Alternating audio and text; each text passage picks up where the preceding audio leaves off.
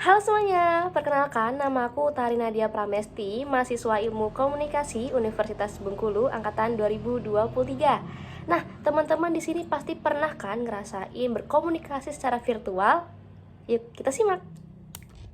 Nah, maksud dari berkomunikasi secara virtual itu di mana kita melakukan komunikasi proses penyampaian pesan sebagai sarana bagi manusia dalam berinteraksi satu dengan yang lainnya secara virtual atau yang dipengaruhi oleh modernisasi teknologi informasi.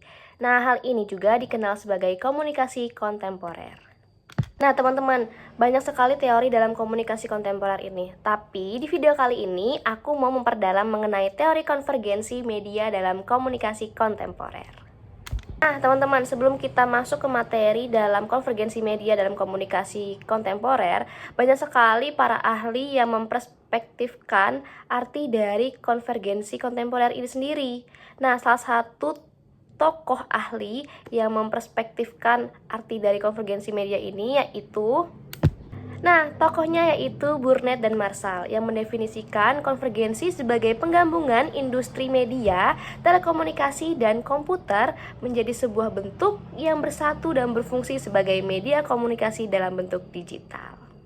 Konvergensi ini juga diartikan sebagai dua buah media atau lebih yang digabungkan menjadi satu bentuk untuk menghasilkan sebuah inovasi media baru, namun tidak mengubah media yang sudah ada.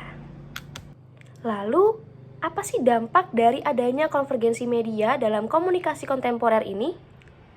Nah, salah satu dampak dari konvergensi media ini adanya pengaburan batas geografis dalam mendefinisikan komunitas yang mengakibatkan perubahan hubungan antara penyampaian pesan dan penerima pesan dalam proses komunikasi mereka.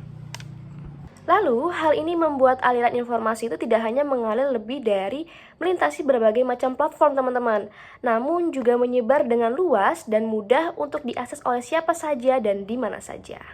Nah, konvergensi media ini juga menyebabkan media massa berinovasi, teman-teman, khususnya pada surat kabar cetak yang menghadirkan bentuk surat kabar itu tidak lagi berupa portal berita seperti website, namun juga menghadirkan surat kabar yang merupakan transformasi surat kabar itu sendiri, seperti surat kabar digital atau surat kabar elektronik atau yang biasa kita sebut dengan e-paper.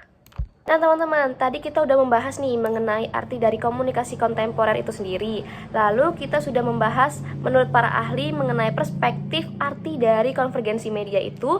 Lalu kita sudah membahas mengenai dampak apa saja sih ketika hadirnya konvergensi media ini.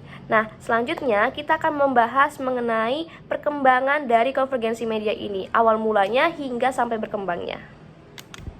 Nah, teman-teman, konvergensi media ini hadir diawali dengan ditemukannya teknologi komputerisasi dan internet yang mempermudah manusia untuk memperoleh berbagai bentuk informasi yang dibutuhkan.